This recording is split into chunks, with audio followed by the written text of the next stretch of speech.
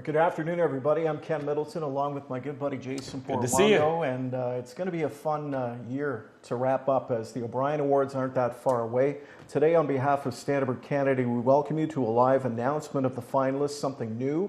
We always like to work in new things and keep the O'Brien Awards fresh year after year. What we've done is the finalists have done their voting. The top 2-point earners are the names we're going to reveal here today for both the horse and the people categories. So really looking forward to finding out some of the winners, because I don't know them all.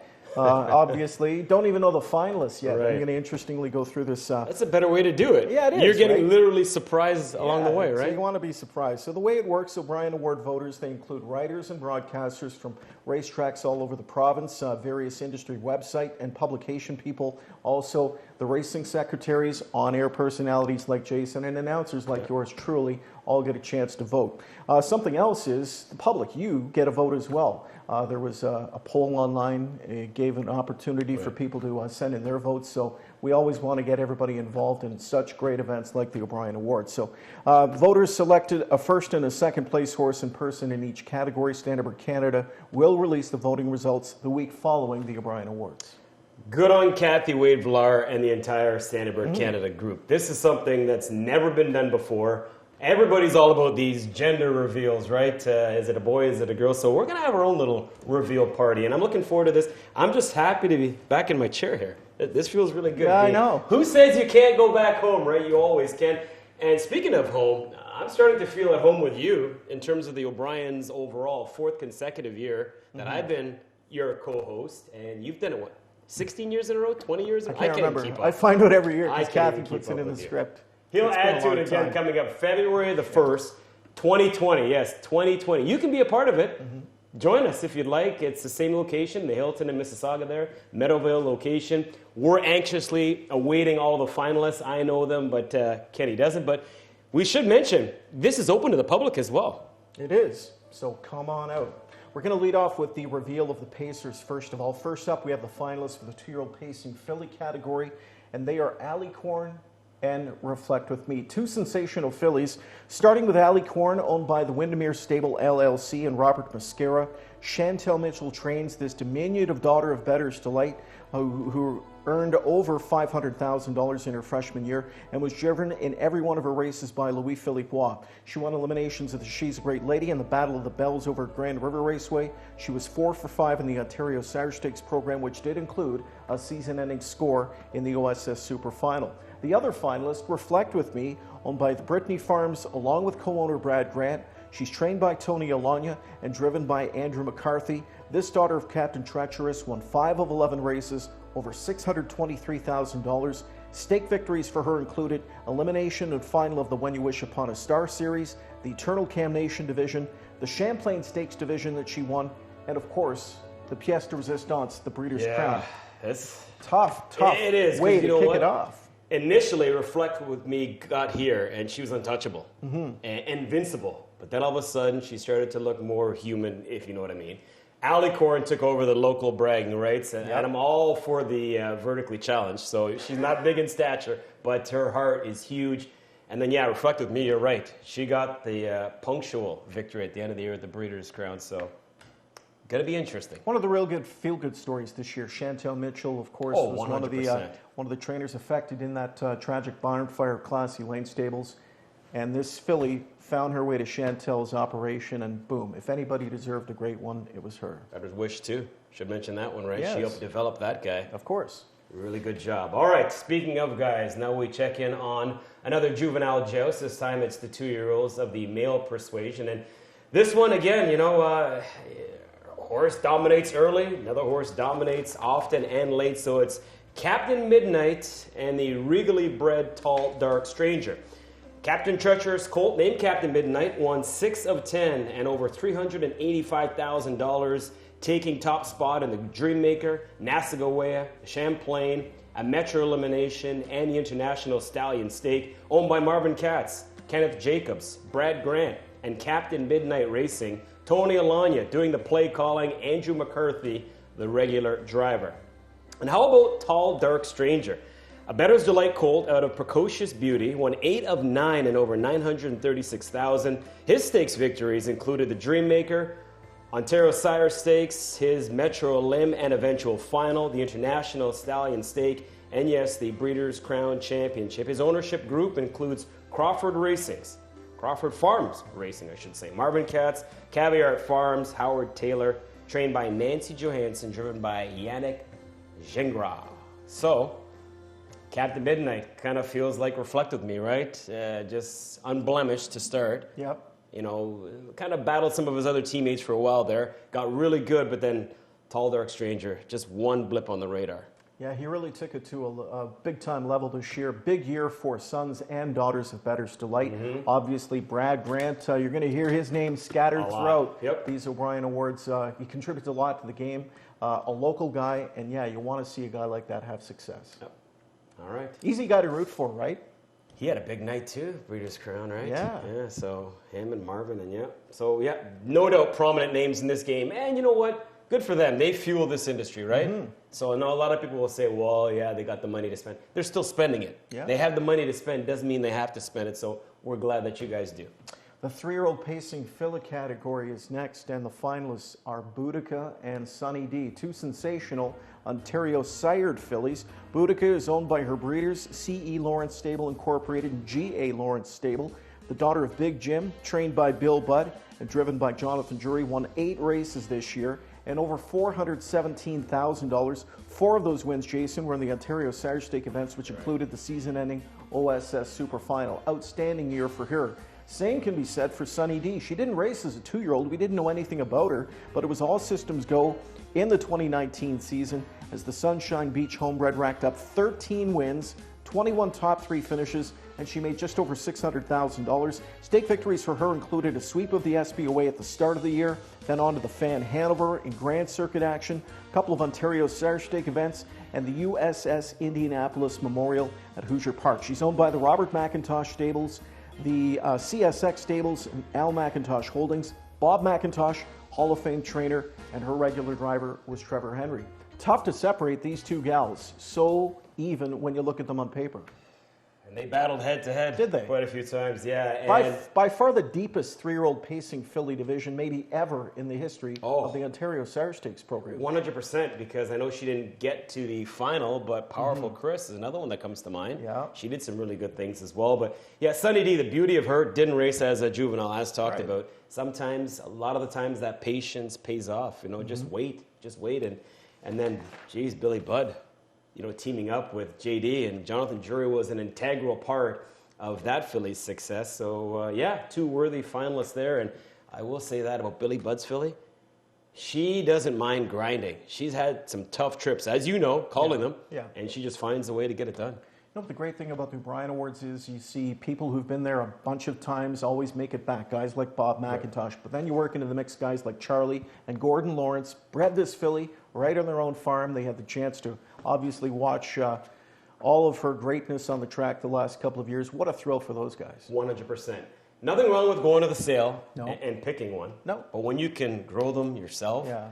it's that much more special, right? So congratulations. Next up, the Glamour Boys. Of course, we've got to focus in on the sophomores of the championship season. 3-year-old pacing colts.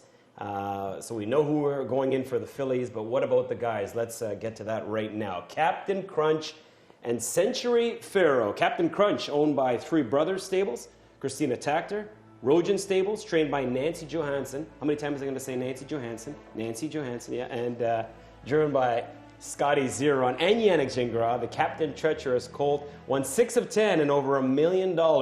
His stakes wins, including the North America Cup, Pennsylvania Sire Stakes, Meadowlands Pace Elimination, the Cane Pace, and an elimination of the Progress Pace. So yeah, he did a lot. The Mach 3 colt by the name of Century Pharaoh, owned by Ratchford Stable, won 12 of 16, almost $720,000. 5 of those victories were in OSS events. He also conquered the North America Cup Consolation, Simcoe Stakes, Jenna's Beach Boy. He is trained by the Doc, Ian Moore. Sylvain Filion handled the driving duties. So, interesting there.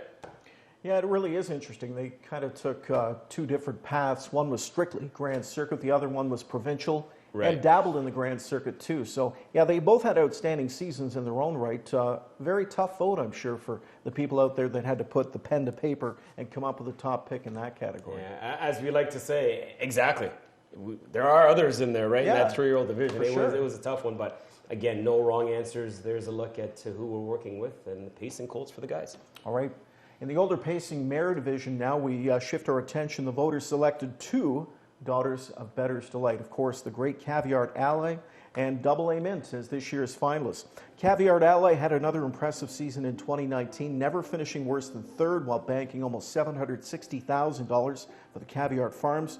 Trained by Brett Pelling and driven by Andrew McCarthy, she added many stakes victories to her impressive resume, including winning the Milton, the Allroche Farms in Lexington, the Breeders' Crown right here at Woodbine Mohawk Park, and of course, finishing off the year with a victory in the TVG Series at the Meadowlands. Double A Mint, owned by Adriano Sorel of Guelph, trained by Richard Moreau, was a consistent campaigner at Woodbine Mohawk Park, racing 31 times and recording top 3 finishes in 23 of those races. She banked over $260,000 and raced from January through to December.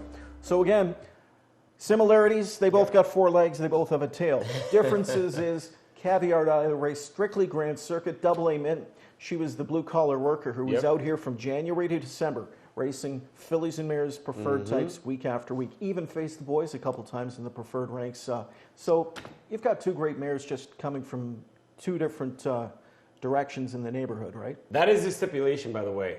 4 legs and a tail, right? Yeah. Without that, you can't make it. Right? Hey, going back to last year, Exhilarated, right?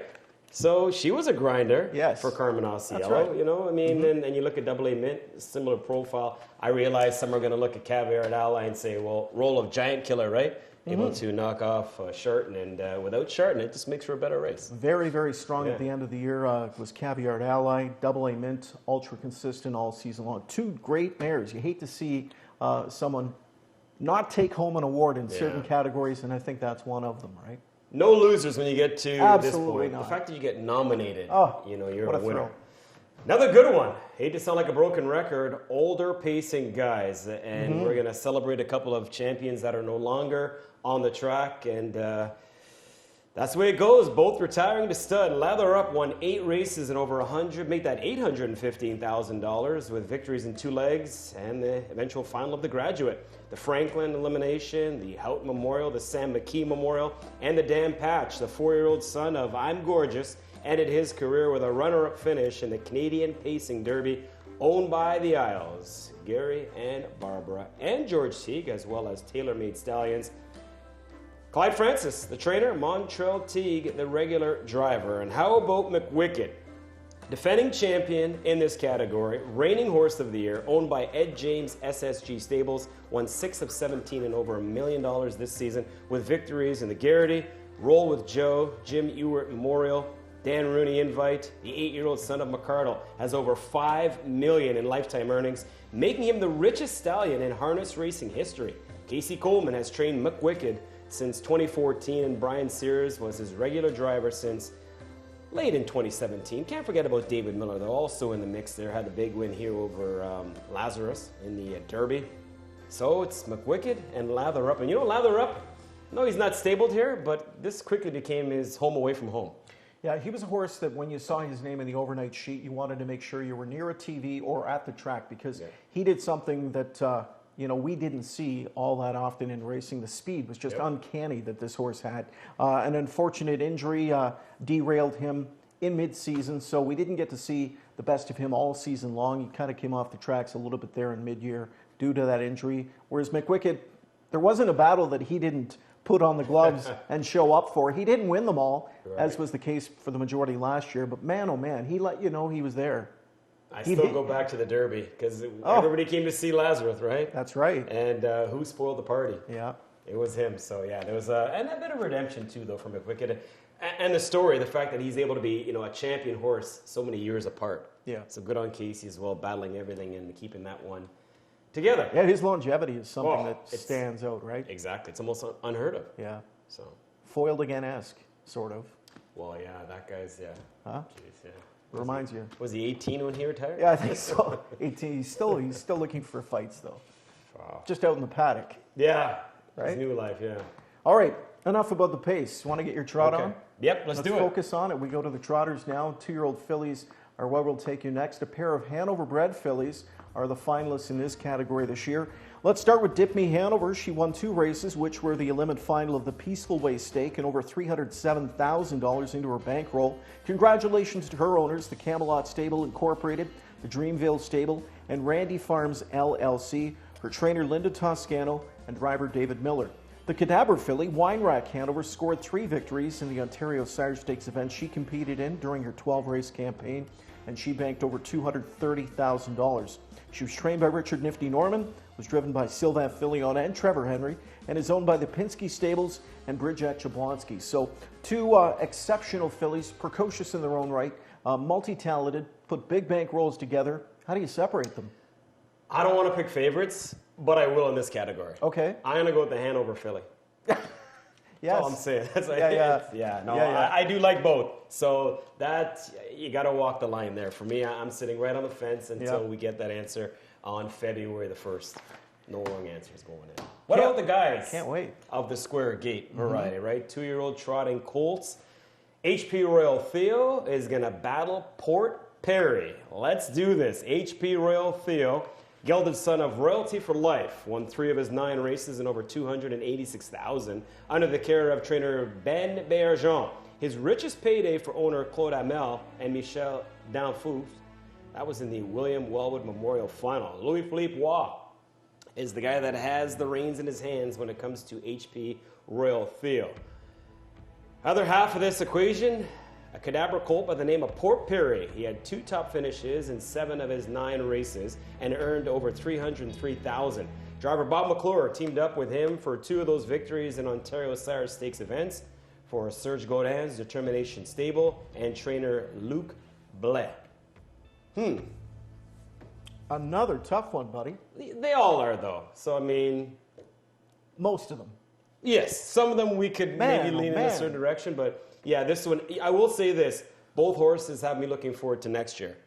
When, you get to that sophomore season and the bigger money's on the line, there is something special that could go on with these guys. That's what I like about the O'Brien Awards, because we're talking February. You get a chance to talk with people and ask them updates, progress updates, and what they're up to and what have you. And those 2-year-olds coming back, or 3-year-olds coming back to the older divisions, something we really look forward to. I'm a little biased because I love the 2-year-olds. Yeah? I love the babies. So for me, I gravitate towards them. Looking forward to next season. 2-year-old trotters, put them to bed. Let's focus now on 3-year-olds, and we'll begin with the 3-year-old trotting filly finalists. We've got 2 of them. They're dandies.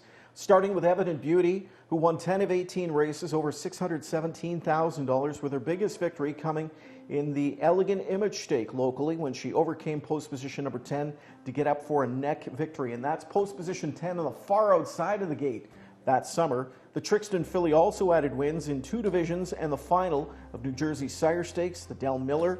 She won a Casual Breeze division locally and the Moneymaker, adding that to her impressive resume too. She's owned by Mel Hartman, also R.A.W. Equine, and Jeff Garrow's Little E LLC. Richard Nifty Norman trains this filly, and Dave Miller was her regular pilot. The other finalists, Only Take Cash, again trained by Bob McIntosh, scored top 3 finishes in 12 of her 13 races, ultra consistent, and she banked well over $500,000 on the year. She had a wire-to-wire effort in the Ohio Sire Stakes final. The Cash Hall filly's richest payday of the year is when she also scored wins in the Casual Breeze division and 2 Ohio Sire Stake events. The Robert McIntosh Stables, Dave Boyle, the Mardon Stables share ownership on this filly, and what an outstanding year. When you talk trotters, you generally don't see the consistency like you see in these 2 fillies. 12 of 13 in the top 3. Yeah. Great. Solid. Awesome. And I'm glad you brought out the post 10 in Evident Beauty, because we didn't have the trailer back then. That's right. So she earned it the hard way. Speaking of which, have you noticed more post 10s winning? Yes. With the trailer, yeah? Lots more. Okay. And how are you adjusting to calling those mile and 3/8? You know what's the tricky thing about them are the distance points in the race, Right. because you say the halfway opening, home. Yeah, the opening quarter. Yeah. But anyway, it's great. I'll bet on anything, but I do enjoy watching them. I really do, because you know what? Fun. I would love to know the ROIs. I would say it's a pretty significant number. Yeah. It seems like there's quite a few upsets with those Always. distance races. All right, 3-year-old trotting colt finalists. The finalists are, drumroll, Forbidden Trade and Pilot Discretion. Yes. On August 3rd, Forbidden Trade joined an elite group of trotters when driver Bob McClure guided him to victory in the $1 million Hambletonian final. That, combined with 4 OSS victories and over $1 million in season earnings, has earned the son of Cadabra a nomination in this 3-year-old trotting colt category for owner Determination Stable and trainer Luc Blais. Meantime, the Muscle Hill colt, Pilot Discretion, captured 4 races, including the Good Times Elimination and Final, and over $475,000 in earnings. He's owned by Robert LeBlanc, David Anderson, and John Fodera. Tony Alagna handled the training duties, and his regular driver was Andrew McCarthy. Now, I know that away win, I'm using a footy term here, soccer, carries a lot of weight because you can win the Hambo. That's going to put a lot of points in your pocket for Forbidden Trade, but Pilot Discretion was also pretty good. I'd love to have 10 Pilot Discretions in my stable. I'll take one. Yeah, I'd take one too, but 10 would be better. But I think Connections obviously are realizing, everybody and their brother out there knows, it's Forbidden Trade's O'Brien Award this year. Yeah, you win a race like that. We named 2 finalists, I know that. And they're both very, very nice horses. But Forbidden Trade, the Hambletonian, so rare for anybody to win it, let alone a horse who's an Ontario bred, raced in the provincial program. What a feather in the cap of the provincial program, not just for Cadabra, Bettor's Delight. We saw these names time after time, night after night. Ontario is a beast. We like it. In the breeding program. program. I love when we can go to that side of the 49th and make headlines. And they do the same, right? They do. Breeders' That's Crown what I mean. was, they do it a lot, right? That's so great thing by the time about we get a racing. few back over there. Our next category is the older trotting mare division. And again, we've got 2 outstanding finalists. Let's start with Atlanta. Speaking of Hambletonian champs, the Hambletonian champ from last year. She'll attempt to secure her first O'Brien on the strength of a solid season, which included 8 victories and over $871,000 in earnings this year. The Chapter 7 mare's victories included 2 legs in the final of the Graduate Series, a sweep of the Armborough Flight locally. She won the Charlie Hill Memorial Trot. She's a filly turned mare owned by Crawford Farms Racing. Brad Grant, again we hear that name, and Howard Taylor. Ron Burke handled her training duties this year, and Yannick Gingras was in the bike for every one of her races this season. How about Canada's Trotting Mare of the Year for 2018, Emoticon Hanover? She's back, a finalist once again. She won 5 of 21 races and over $378,000. Bob McClure guided the 6-year-old daughter of Cadabra to victories in the Miss Versatility. The TVG Trot for owner Serge Godin's Determination Stable of Montreal, Quebec, and trainer Luc Blais. And even though it doesn't show up on her resume, like a lot of great champs, she finished a winner. She won her last career start right here at Mohawk Park. Pretty cool. Pretty cool. It's always nice when you can come full circle, right? And she had a chance to do something no horse in the history of the Breeders' Crown has been able to do, and that's three-peat. She didn't get it, but the fact that she was in line for it, just being able to defend your title at the Breeders' Crown is tough enough. So, yeah, she had a great career, and I respect Atlanta.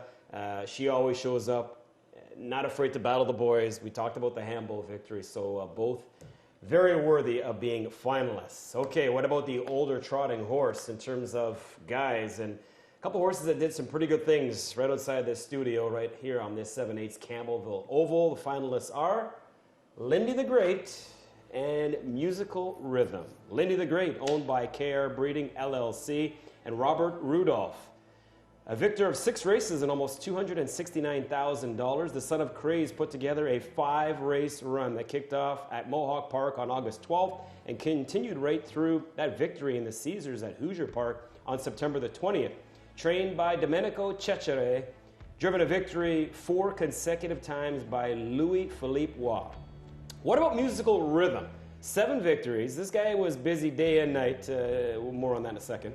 Over $206,000 in earnings, all at Mohawk Park, owned by Santo and Nunzio Vena, Claude Amel, and trained by Ben Bergeon, Mario Bergeon, doing the driving duties. You're a horseman. Yes. We all know a happy horse is a winning horse. Yes. This guy was pretty happy because he was pulling double duty. He was, yeah.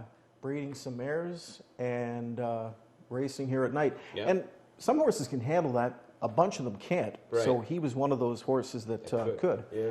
Horse by the name of Take a Look reminds me of another horse who back in the day did the same kind of thing. But yeah, it kind of gave him a drink from the fountain of youth. It brought him back to life because Yeah. he was mediocre for a while, and then boom, he brought his A game back for Team Béargent. Had a season-ending injury too, which unfortunately derailed him for the balance of the season. But yeah, what a great year for him. What an embarrassment of riches Ben had in terms of preferred trotters. Oh. You think of this guy, obviously. Yeah. You think about the mare, PL Jill. Yeah. She was the queen for a little bit there. And now we know the other queen that's here now, Top Expectations. Yeah. Same stable. And yeah, what a year for Benny. So yeah, we'll keep an eye on that one. What's up next?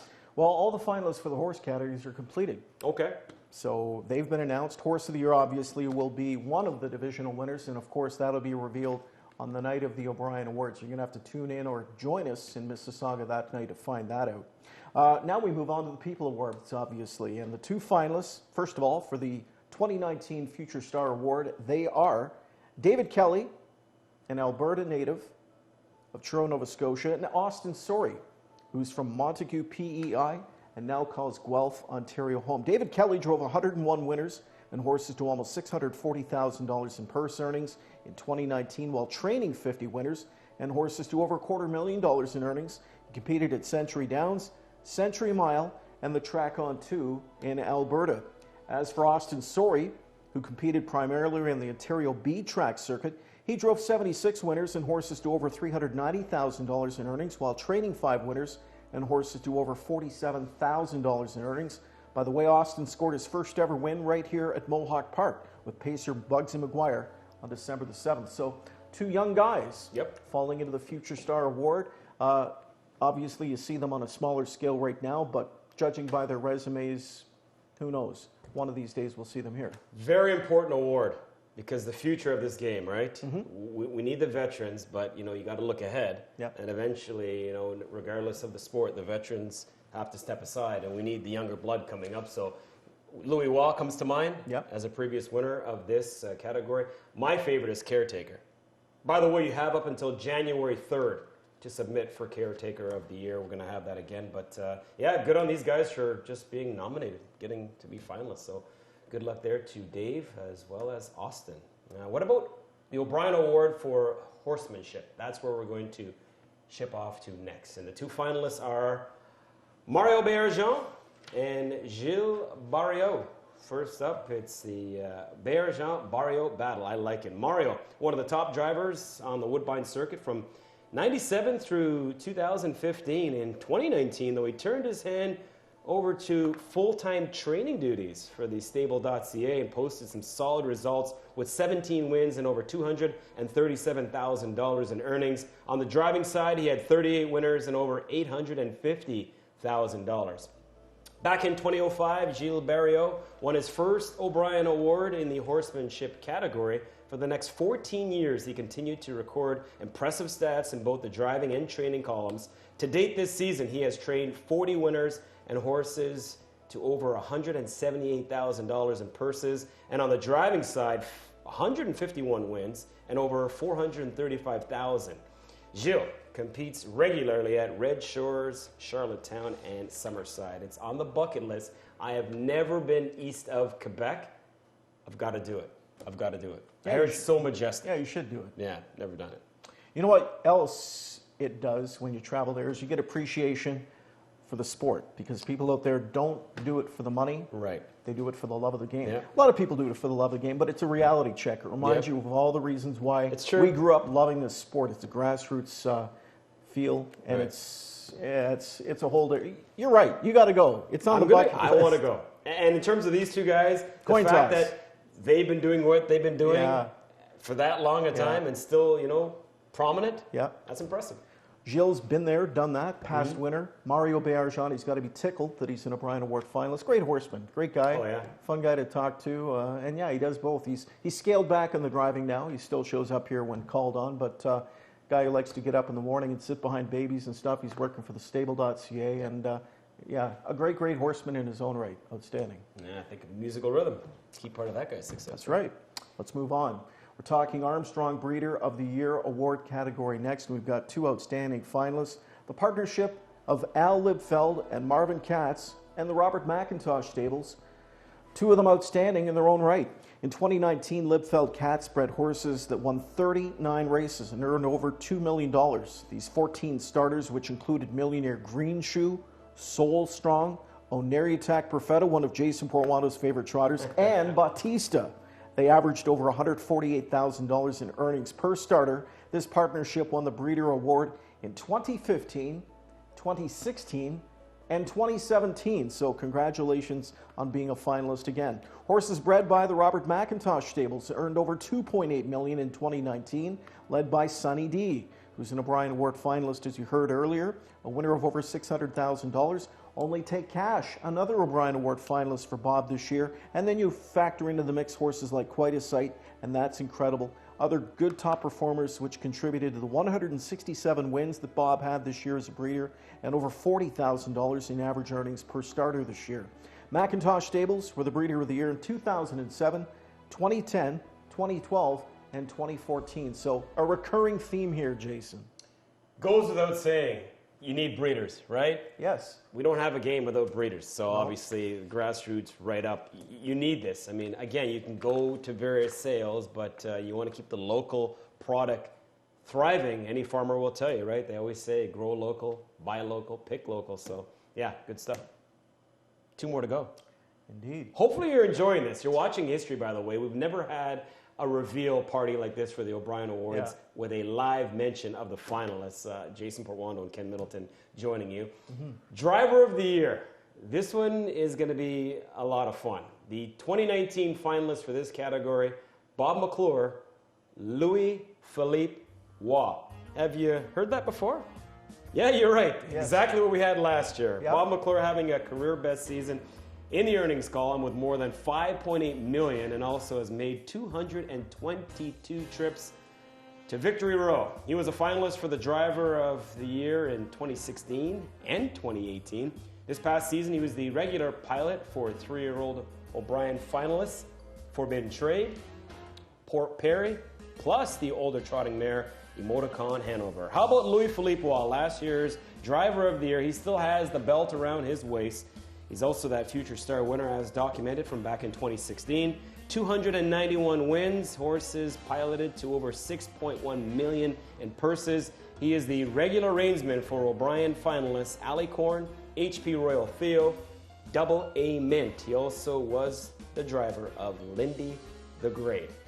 Not often you get the exact same thing. No. In any category. No. So we'll see if Bob can turn the tables or if Louis continues with bragging rights. You know, we talked about Future Star of the Year award a few moments ago. Austin Story, David Kelly. We said maybe someday they'll be here. You know what? You think back to Bob McClure. He started at Grand River and London Raceway, Flamborough Downs, dabbled in the B circuit, and he made the most of his opportunities when given. Louis Philippe Waugh, same thing. Product of the Quebec racing program. Showed up here one winter driving for René Allard, and boom, he just took off, right? So it just goes to show. Young guys work their way up through the system, apply themselves, make the most of the opportunities, put on a happy face, put on a great work ethic, and you're going to take home 1, 2, 3, 4, 5, 6, maybe 7 of those over the course of your career. So great to see them on the list. Love the driving colony. Yeah. Good mix of veterans, youth. I mean, we're seeing now the injection of Scotty Young.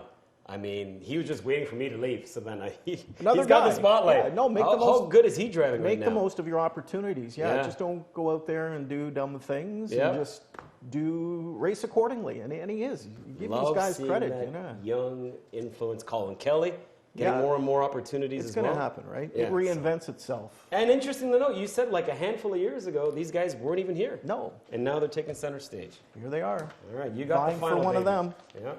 Trainer of the Year, another tough category. 2 finalists. Yep. Speaking of province of Quebec, we've got 2 great guys from the province of Quebec who are going to duke it out. And they live not too far away from one another, too. Oh. Luke Blais there we go. Campbellville, a first-time nominee, and Richard Moreau of Puslinch, looking to add a record 7th O'Brien Trophy to his mantle.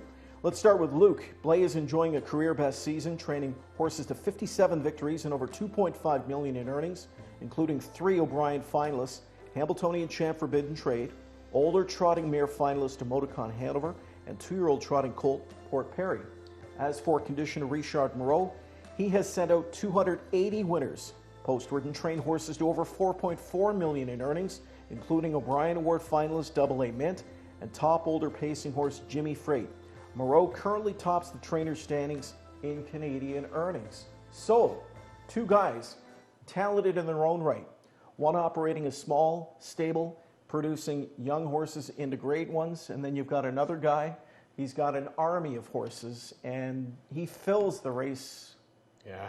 The races week after week after week. Which and isn't he's easy. got a dabble of stake stars too. So Yeah.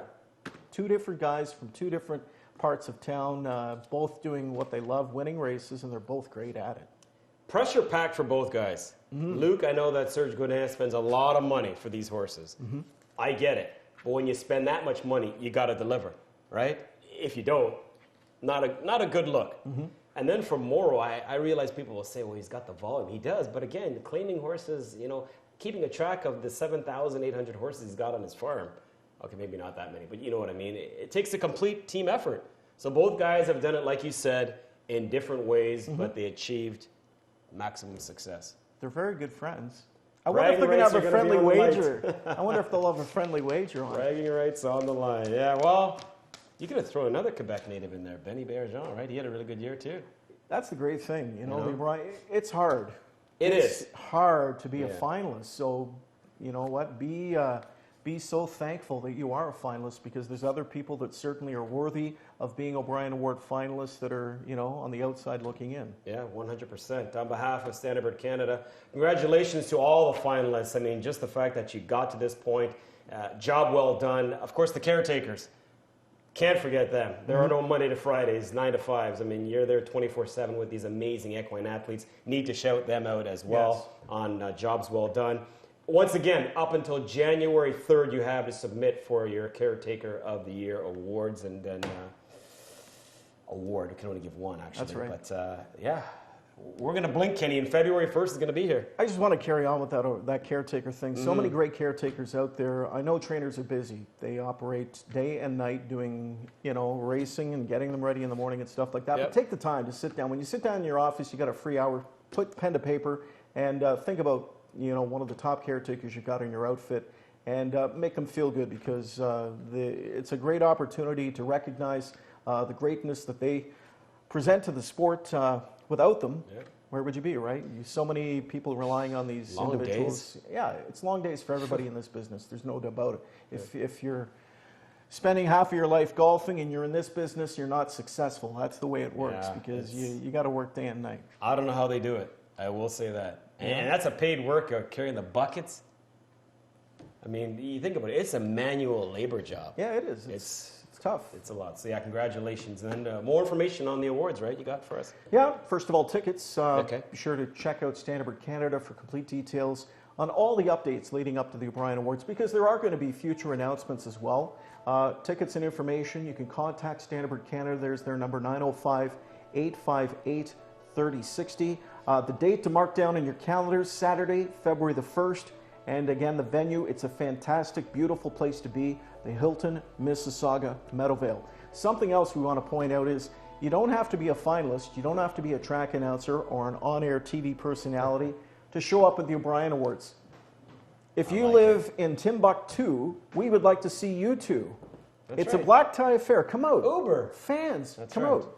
People that have been in the game, come out. It's a great night. It's fun. All your friends are going to be there. All these terrific people who we've just spent the last 25 minutes or so congratulating. Come out and congratulate them yourselves at the O'Brien Awards. It's going to be a great night. We promise you a really good time. We got to thank a bunch of people. Yes. Kathy Wade-Villar and her group at Standardbird Canada for this idea, for putting this on. It was a lot of fun. I thank all of you out there for watching and being a part of it. Producer Luke Van Velkom, his entire production and technical team making this possible. Thank you, Monique, for allowing me to sit in your chair for a little bit. Yes. It was a lot of fun reminiscing. And thank you. It was good seeing you. Thanks, buddy. You're second best to Peyton Manning, but you'll do. You're second best to Salma Hayek, but you'll do as well. Okay, Shakira. For Ken Middleton, I'm Jason Borwando. Thank you for the company. Look forward to seeing you February 1st for the 2020 O'Brien Awards as we celebrate the horses and horse people from 2019.